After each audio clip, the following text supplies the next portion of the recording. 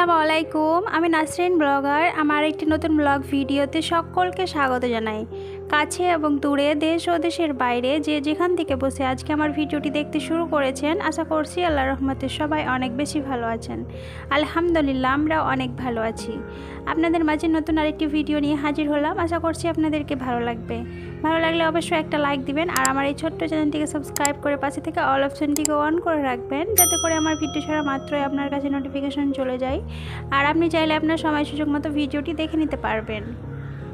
আজকের ব্লগটা হচ্ছে 28 রমজানের ব্লগ। আমি 28 রমজানের ব্লগটা আপনাদের সাথে শেয়ার করছি। তো এখানে আমি সেহরির আর ইফতারের জন্য রান্না করে নিচ্ছি। তো এই যে আজকে আমি ভাবছি আলুর চপ বানাবো। তার জন্য এখানে আলুর চপের জন্য যা যা লাগবে আমি সব কিছুকে এখানে নিয়ে নিয়েছি। দিয়ে আমি আলুর ভর্তাটাকে বানিয়ে নিলাম। বানিয়ে আলুর চপের সেভ করে রেখে দিলাম। আর এদিকে আমার ঘুগনিটাও হয়ে গেছে। তো আমি ঘুগনিটাকে উঠিয়ে নিলাম একটা বাটিতে।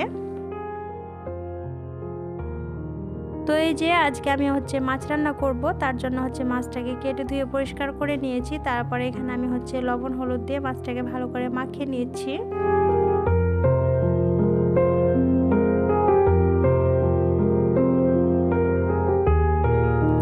তো লবণ হলুদ দিয়ে মাখানো হয়ে গেছে। এবার চুলোটাকে অন করে আমি তাওয়া বসিয়ে দিয়েছি। এবার মাছগুলোকে ফ্রাই করে নিচ্ছি।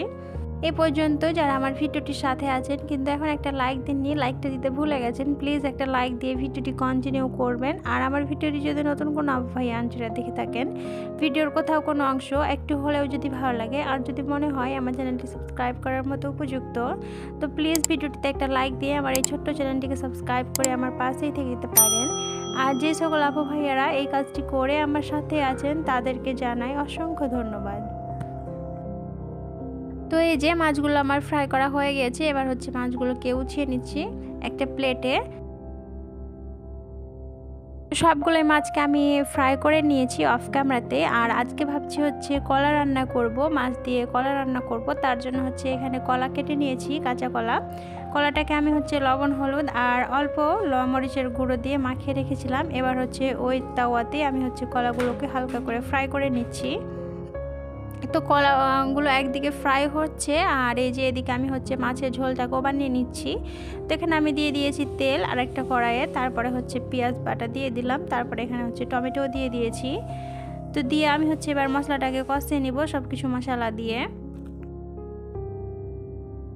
তো সব রকম মশলা দিয়ে এই যে মশলাটাকে একটু কষিয়ে নিচ্ছি। আর এদিকে কষাতে কষাতে আমার এদিকে কলাটাও ফ্রাই করা হয়ে গেছে হালকা করে। তো এবার এটাকে উঠিয়ে নিচ্ছি একটা বাটিতে। তো একটা বাটিতে উঠিয়ে নিলাম। এবার তাওয়াটাকে উঠিয়ে নিয়েছি। এবার আরেকটা কড়াইয়ে বসিয়ে দিলাম। দিয়ে আমি এটা কড়াইয়ে কলাগুলোকেও রান্না করে নিব। তো এখানে এই যে মশলাটাতে আমি দিয়ে দিয়েছি একটা শুকনো লঙ্কা না সরি কাঁচা লঙ্কা দিয়ে দিলাম।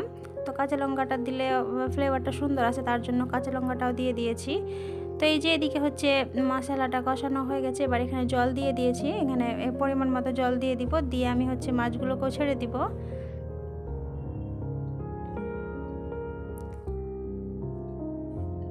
তো এই যে সবগুলোই মাছকে আমি দিয়ে দিয়েছি। আর কলা দিয়ে মাছ রান্না করার জন্য আমি মাছগুলোকে কিছুটা আলাদা করে রেখেছি। তো এই যে এদিকে এই মশলাটাও কষানো হয়ে গেছে। তো আমি এখানে দিয়ে দিচ্ছি ভেজে রাখা কলাগুলোকে, হালকা করে ভেজে রেখেছিলাম সেই কলাগুলোকে। আর এই যে এখানে মাছগুলো দিয়ে দিলাম। তো দিয়ে আমি আবারও কিছুক্ষণ কষিয়ে নিচ্ছি। তারপরে এখানে জল দিয়ে দিচ্ছি।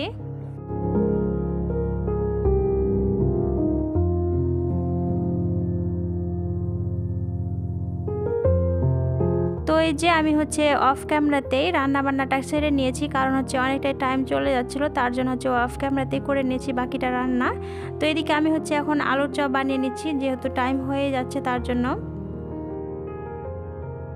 আর আলুর চপ বানাতে এসে দেখা যায় কি আলুর চপটা আমার ভালো হয়ে ফুলকো ফুলকো হয় না, জানি না কেন এরকম হয় আমার কাছে আলুর চপটা বানাতে আসলে। তো এই যে তবুও আলুর চপটা বানিয়ে নিচ্ছি। ফুলকো না হলেও খেতে কিন্তু ভালোই হয় মোটামুটি। তো এই যে আলুর চপগুলোকে আমি বানিয়ে নিচ্ছি। তো এই যে সব কিছুকে রেডি করে চলে আসলাম ইফতার করতে। তো আজকে ছিল এগুলোই ইফতারের আয়োজন, বেশি কিছুই ছিল না। ঘুগনি ছিল, মুড়ি ছিল, কিছু ফ্রুটস ছিল, আর এই তো এগুলোই ছিল। আজকের মতো ভিডিওটা এই পর্যন্ত। ভিডিওটা কেমন লাগলো অবশ্যই কমেন্ট করে জানাতে পারেন। আজকের মতো এখানে বিদায় নিচ্ছি, দেখা হচ্ছে নেক্সট কোনো একটি ব্লগে। ততক্ষণের জন্য সবাই ভালো থাকবেন, সুস্থ থাকবেন, আর সবারই জন্য অনেক অনেক দোয়া করবেন। আল্লাহ হাফেজ, আসসালামু আলাইকুম।